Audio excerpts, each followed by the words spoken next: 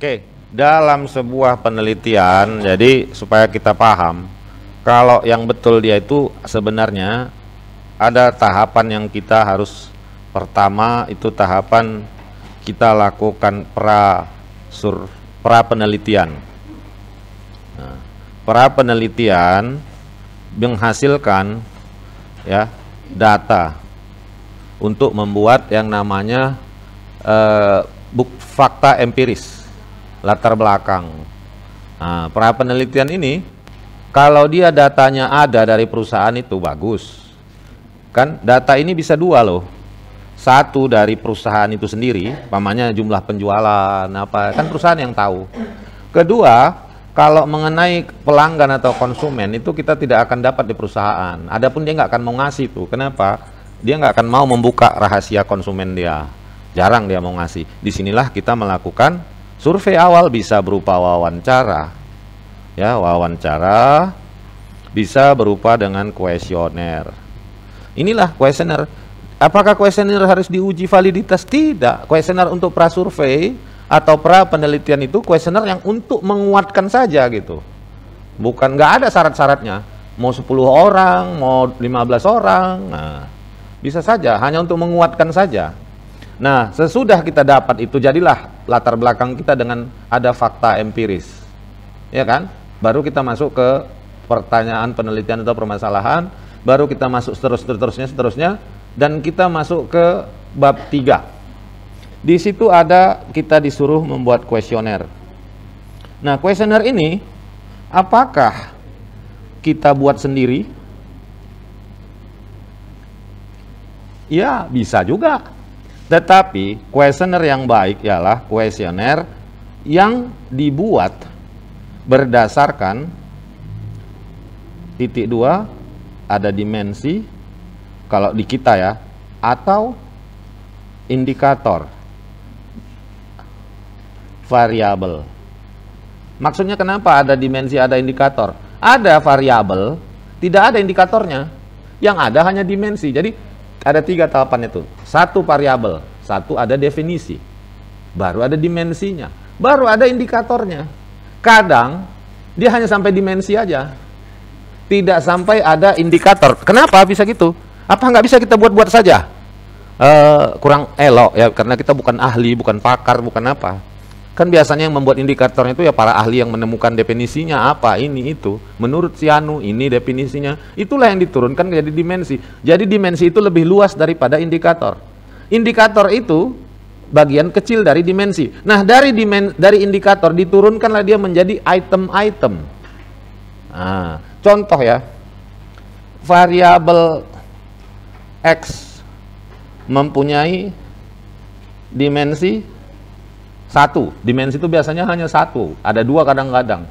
Baru ada dia mempunyai 5 indikator. Nah, dari 5 indikator jadilah katakanlah satu indikator ada katakanlah 3 minimal item per pernyataan. Jadi bedakan ya, satu ya, mana pernyataan, mana pertanyaan. Yang mana kita pakai pernyataan, kapan kita pakai pertanyaan? Ya, tergantung kuesioner kita. Kuesioner itu kita tahu kemarin kan ada 3. Satu kuesioner yang open, satu lagi kuesioner yang close, tertutup. Ada kuesioner yang terakhir itu open and close. Nah, kalau dia yang open, itu udah jelas pertanyaan. Contoh, bagaimana menurut pendapat Bapak atau Ibu tentang bla bla bla? Nah, pasti udah jelas. Open itu cenderung dipakai kalau penelitian kita deskriptif. Atau apa yang menjadi permasalahan? Nah, pasti dia bertanya. Enggak, kok hilang ya? Oh, nggak apa-apa lah. Nah, ya. Kenapa? Nah, atau mengapa Ibu atau Bapak selalu berkunjung ke Selayar ini? Itu pertanyaan yang membutuhkan jawaban. Kalau dia pernyataan, Ya, pernyataan itu biasanya digunakan untuk kuesioner yang close. Contoh ya, yang kita sering pakai dalam skala Likert 1 sampai 5, itu kita bukan bertanya. Kita itu meminta, kita kasih statement. Kalau bahasa Inggris jelas itu. Pernyataan itu statement, pertanyaan itu question. Tapi kalau bahasa Indonesia agak sulit. Makanya kalau bahasa Inggris itu statement, jelas. Ada statement, ada response. Nah, kita kasih untuk memotivasi saya, perusahaan memberikan gaji ini, saya sangat setuju. Nah, saya setuju, saya tidak setuju. Itu statement di situ. Dia tidak bertanya, tapi dia meminta kita respon kita terhadap sebuah kalimat gitu. Apakah kita setuju atau tidak setuju? Jadi beda ya. Jadi bedakan saat kita membuat per question sama membuat per statement. Kalau bahasa Inggris jelas dia. Jadi kalau statement itu yang close. Nah, dari yang kedua itu ada yang ketiga, questioner jenis open dan close. Ini biasanya ya dibutuhkan pernyataan dahulu. Nah, umpamanya ada pernyataan begini. Karyawan akan bekerja dengan giat dan termotivasi apabila diberikan gaji yang besar. Setuju, tidak setuju, tidak setuju, atau sangat setuju. Nah, di bawahnya itu baru dibikin pertanyaan. Pertanyaannya apa? Mengapa Anda memilih jawaban tersebut? Nah, berikan alasannya. Nah, itulah questioner yang open dan close. Questioner yang paling baik adalah questioner yang jenis ketiga ini. Karena orang diminta memberi alasan kenapa dia memilih. Tapi apakah bisa kita gunakan itu? No. Kenapa? Orang mengisi questioner nggak mau mikir. Orang Indonesia itu. Nah, dia maunya ngisi questioner cek. Jangan lagi kau suruh dia nulis. Nah, makanya ini paling baik, tapi sulit diterapkan. Sulit. Masa kau di swalayan sambil duduk-duduk dia, kau suruh untuk mengisi 30 aja, 30 item. Berapa lama waktu dia harus duduk di situ menuliskan jawaban alasan dia memilih itu? Nggak mungkin. Makanya sebaik-baik questionernya itu kalau kita yang close saja kita gunakan, setuju tidak setuju, tetapi ada wawancara. Nah, yang udah kau siapkan kira-kira yang mengenai alasan-alasan orang memilih untuk item nomor 1, nomor 2 dan sebagainya. Nah, alangkah baiknya makanya kau rekam. Tapi apakah semua orang diwawancarai? Tidak. Umpamanya sampelnya 100. Apakah 100 dia? Tidak. Biar aja 100 orang mengisi, tapi kau pilih-pilih. Katakanlah 10% aja 10 orang atau 20 orang aja kau wawancarai. Yang kira-kira kenapa dia memilih jawaban itu? Coba kalau seandainya kau suruh dia udah ditanya setuju tidak setuju, kasih alasannya. Mana mau dia? Udah nggak dibayar. Nah, banyak makan waktu, mana mau? Jarang itu penelitian itu jarang itu ada yang mau. Makanya kita tutupin itu dengan mewawancarai. Kalau memang dapat yang agak ramah dan agak lowong waktunya, sambil dia mengisi itu kita tanya-tanya. Nah, itu jalan yang terbaik ya. Nah, udah dapat kita questioner, katakanlah questioner itu dari indikator tadi kita ambil. Kadang yang paling sering umum terjadi adalah questioner itu kita malas mengambilnya. Kita contek aja dari yang apa namanya? Kita contek aja dari skripsi orang gitu. Nah, dari skripsi orang ada lampiran kuesioner itu aja kita ambil. Apakah boleh? Ya boleh saja, tapi kau periksa dulu dia sesuai nggak indikator dengan indikator punyamu. Ya, contoh ya, ini kejadian ini pernah. Dia diconteknya bulat-bulat kuesionernya. Nah, satu variabel ya kan.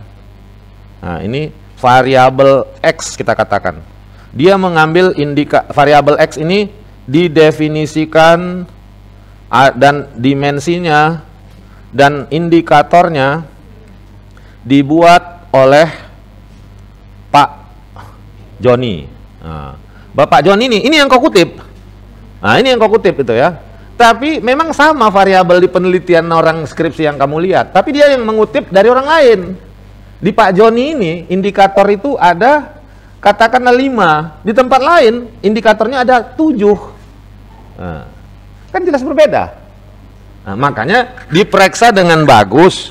Nanti waktu membuat kuesioner itu ingat, lihat saja dia yang kau contek itu dia mengambil, kan ada itu nanti di bab 3 nanti ada namanya operasional variabel penelitian. Nah, lihat ini, lihat nanti di situ siapa yang dikutipnya. Nah, siapa? Kalau sama variabel definisinya itu diambilnya dari orang-orang sama, ya silahkan copy bulat-bulat. Nah, kalau tidak, ya kau hapuslah. Ya jangan asal copy. Ada yang di copy-nya kayak gitu. Yang ditulisnya itu hanya 5 indikatornya. Dia mencontek bulat-bulat itu ada 7. Nah, kan lucu kan? Nah, kayaknya boleh. Nah, sekarang kita anggaplah, kenapa mati lagi nih?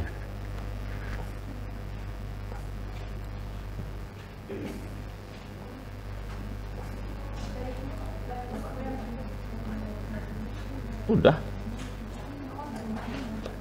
Ya, udah. Inilah, udah. Oke. Coba pencet lagi apanya entah apanya lah supaya hidup. Ini kayaknya bagus ini biasanya. Ah, udah. Gak usah dipencet lagi, udah biar aja, biar dari sini aja. Ah, diduplicate dah. Gak mau ya. Ya udahlah kalau gitu nanti saya kasih aja nanti videonya nih ya. Ini kan terekam semua di sini. Oke. Nah, seandainya lah kita sudah sinkron semuanya, indikatornya udah kita copy, dapatlah dia seperti ini. Ini saya copy. Nih ya, ada contoh, saya buka Excel. Nah, di Excel dulu dia item ini uji validitas dan reliabilitas. Ya, kita buka di sini. Nah, ini saya copy, saya suruh tadi ChatGPT membuatkan data jawaban responden. Nah, ini ada 10 item, 30 orang. Ini saya copy, saya pastekan ke Excel. Nah, ini dia. Ini nggak bisa nampak kalian ya di situ ya.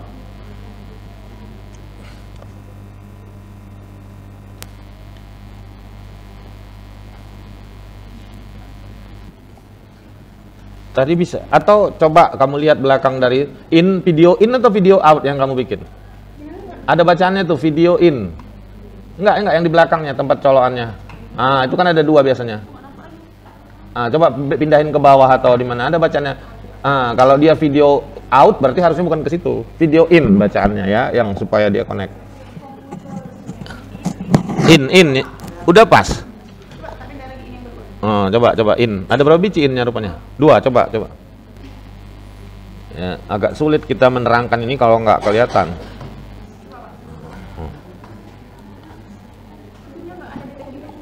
Nggak ada di tag-nya ya. Udah bunyi. Nah, udah. Oke, nah ini ya, jadi kita lihat. Inilah data responden untuk validitas dan reliabilitas. Ini untuk satu variabel. Jadi ada itemnya 10. Ini 10 item, ingat item itu turunan dari indikator. Nah, ini kita nggak tahu indikatornya berapa, tapi yang pasti 10 lah dia jadinya.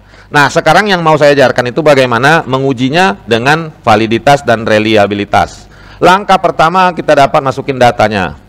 Baru kita buka SPSS kita. Nah, ini kita buka. Nah, ini agak lambat ya.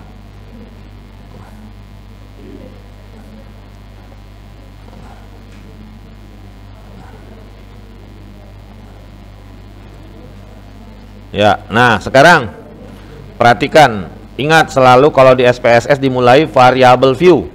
Nah, karena kita nggak butuh yang lain-lain, maka kita supaya variable view itu kita copy aja ini. Supaya jangan capek kita ngetiknya lagi, kita copy dia sampai 10. Nah, ini item 1 sampai 10. Kita copy, kita pindahin ke sini. Nah, kita paste spesial. Transpose. Oke. Nah, baru ini kita copy. Nah, karena di SPSS dia bentuknya berbeda. Nah, tinggal kita masukin kemari. Paste. Oh. Oke. Oh. Coba ya. Oh, karena ada ini ya. Ada spasinya tadi ya. Coba kita buka Excel-nya. Ini berarti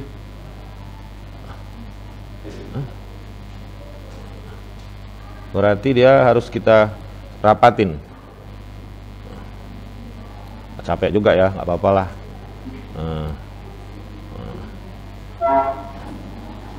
Ya.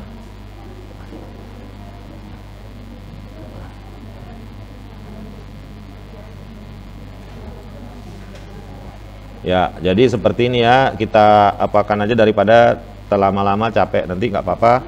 Namanya juga ya kita copy paste.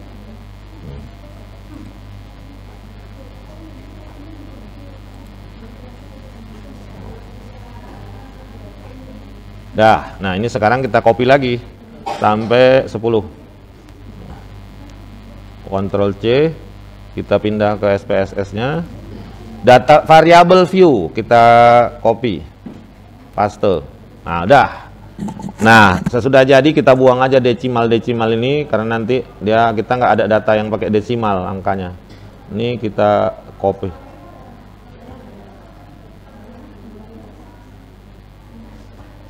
Dah. Nah, sekarang ini udah dapat. Tinggal kita copy dari Excel. Nah, Excel ini kita kecilin dulu layarnya supaya dapat semua item 1 untuk 30 orang. Nah, ini dia sampai 10. Ctrl C. Nah, kita masukin kemari. Paste. Dah. Nah, langkah dalam uji validitasnya ada beberapa ya, beda-beda. Ada yang pertama analyze secala reliability analysis, pindahkannya semua ke kanan. Nah, ini ya tampilannya seperti ini, pindah ke kanan. Baru ada di sini periksa statistiknya. Kalau dia ini item secala item if deleted, continue, oke. Nah, muncullah di sini lembar output, lembar hasil. Kita klik. Nah, inilah dia. Berarti ini kalau ini hasilnya dia reliable. Kenapa? Karena Cronbach alpha lebih besar dari 0,6. Ada yang kayak gitu. Ya kan? Lihat, berarti dia reliable. Reliable tuh kalau bahasa di Indonesia tuh dapat dipercaya. Nah, ada orang mengambil uji valid atau tidaknya, diambilnya dari ini. Nah, ini corrected item ini.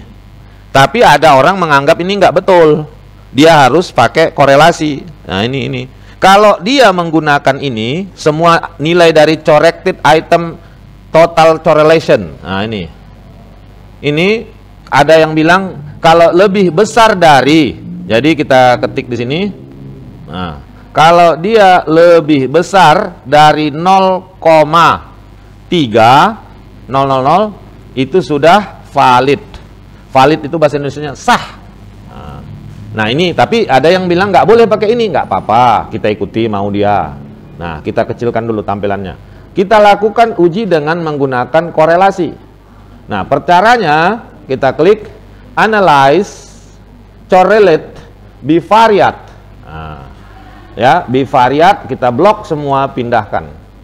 Baru ambil option. Ini oke, continue, udah pas dia.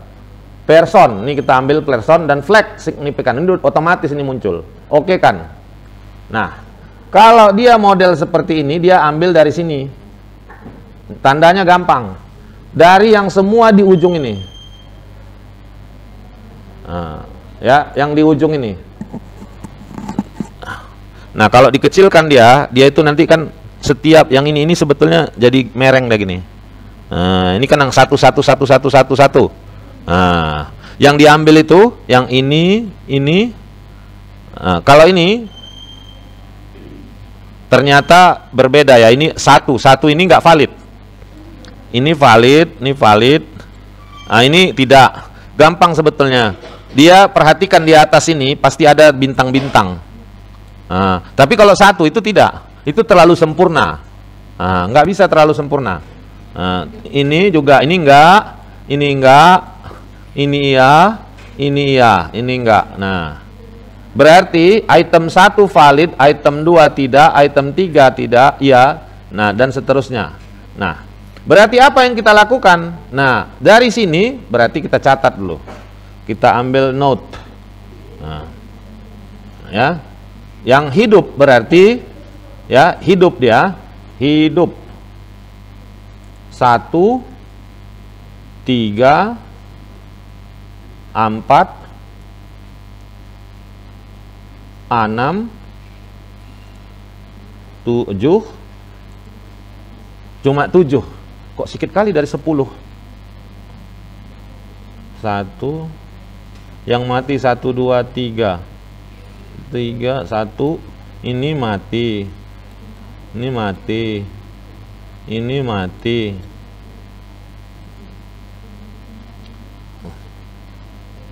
Satu,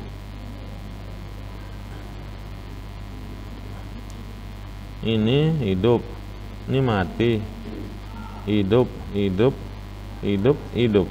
Tuagapadma 6, 3, 4, 5, 3, 4, 7, 8. Oke, berarti kita ulang lagi. Yang mati kita keluarkan. Nah, untuk membuktikan bahwa ini udah benar. Berarti item 3, 4, 7, 8. 3, 4 buang, balikkan 7, 8. Nah, coba kita okekan lagi. Lihat hasilnya. Nah, ini hidup semua dia.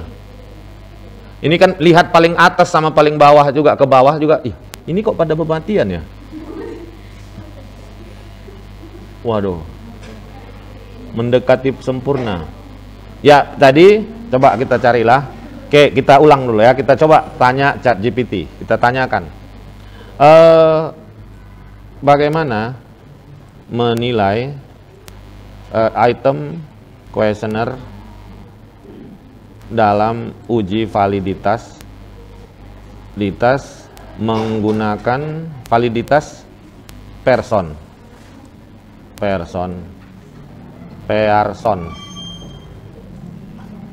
Nah, kan SPSS. Bagaimana? Nah, oke, kita lihat, enter.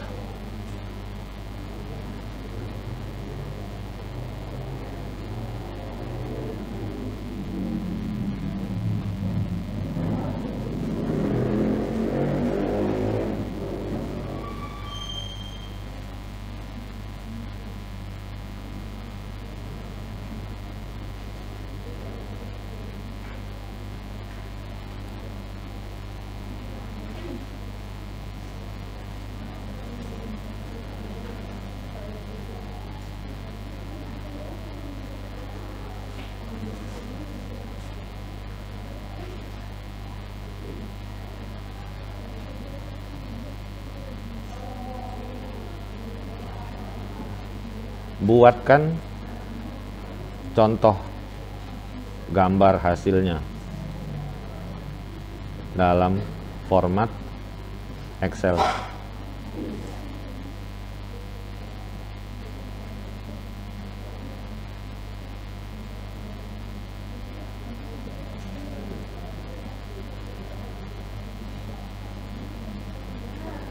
Nah, ini contohnya ini ya.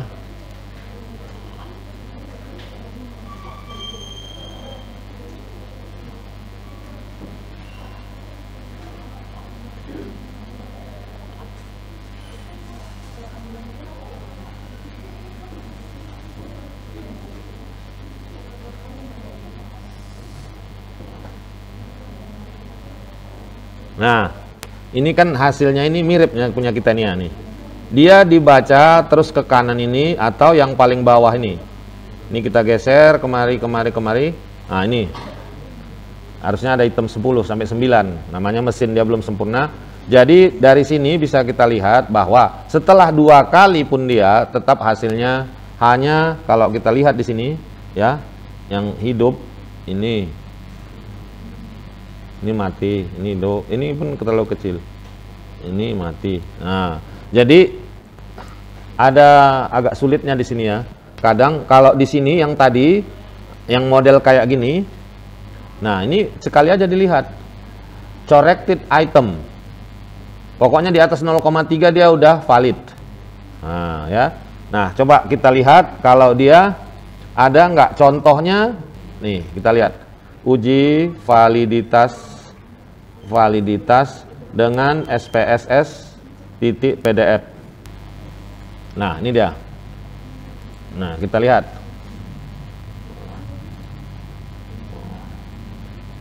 Nah, ini yang ini kebetulan kalian lihat ya, dia menggunakan yang model.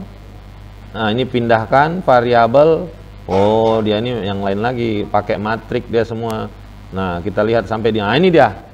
Dia menggunakan yang corrected item total correlation. Nah, ini untuk menghitung reliabilitas, ini untuk menghitung validitas.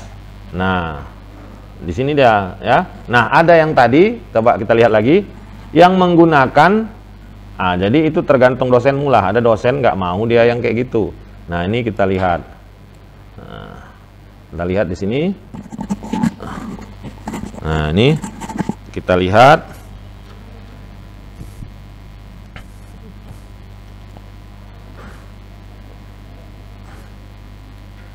Nah, ini.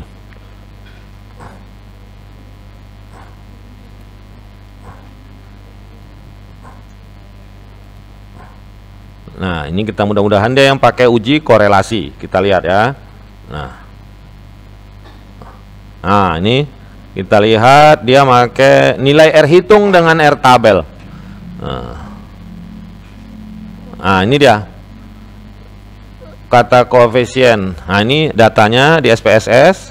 Dia lihat, dia di cara ngerjakannya, pindahkan, baru validitas item scale. Nah, ini dia pakai ini. Nah, ini validitas, ini reliabilitas.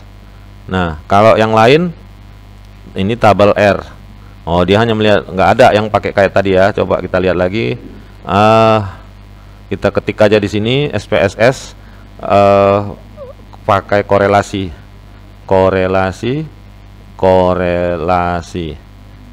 Nah, ini kita lihat. Oke. Nah, ini dia. Nah, kita lihat ya, ini ada. Nah, jadi kalau dihitung dia seperti ini rumusnya. Nah, inilah menghitung nilai R-nya. Nah, kita lihat di sini dengan SPSS. Nah, dipindahkan ke ini dia. Coba kita lihat, sabar dulu ya, ini agak ini. Kecil kali pun nggak nampak kita. Nah, ini. Nah, ini kan dia hidup semua di sini ya. 6 bintang, semua hidup. Dari situ aja dia dilihat. Nah, kalau punya kita tadi kan ini cara melihatnya katanya. Untuk interpretasi nilai R hitung, jadi yang semua ini R hitung namanya, dibandingkan dengan R tabel. R tabel itu 0,361. Jadi dia valid dikatakan kalau lebih besar dari 0,361. Kalau dia 30 orang pasti R tabelnya 0,361. Nah, ini valid. Jadi data yang kita buat tadi, yang ini banyak tidak validnya. Namanya yang buatin mesin tadi kan, bukan kita yang buat ini. Kalau dia tidak valid, ya buang. Atau kita ganti pertanyaannya, kita coba lagi. Nah, ya mungkin kenapa tidak valid dia? Sering sekali. Jadi kalau dia untuk orang psikologi, ada namanya kuesioner itu sering, kalau kita jarang itu. Orang itu yang ada ke kuesioner yang ke positif, ada yang ke negatif. Jadi maksudnya apa? Dalam membuat kuesioner itu ada dia cenderung mengarahkan orang untuk, walaupun dia bilang sangat setuju, tapi itu istilahnya negatif, bukan positif. Kalau di psikologi pernah aku lihat seperti itu. Karena dia psikolog itu kan banyak mengenai perasaan ya. Jadi dia tidak mengatakan negatif tapi arahnya ke negatif. Nah, jadi mungkin waktu kita membuat kuesioner. Jadi apakah ada Pak orang yang sekali uji aja bisa? Nggak ada. Itu penelitian palsu itu. Kalau sekali aja dia uji validitas sudah langsung dapat valid dan reliable. Nah, itu makanya tidak ada. Makanya sebetulnya jarang ada yang dapat satu kali uji langsung dapat. Nah, setelah kita uji valid dan reliable udah lewat, barulah kita masukkan untuk responden yang akan kita berikan penelitian. Ya, jadi tidak pernah ada orang membagi uji validitas sekali uji langsung dapat. Nah, ya, oke. Demikian dulu materinya, mudah-mudahan bermanfaat. Terima kasih. Nah.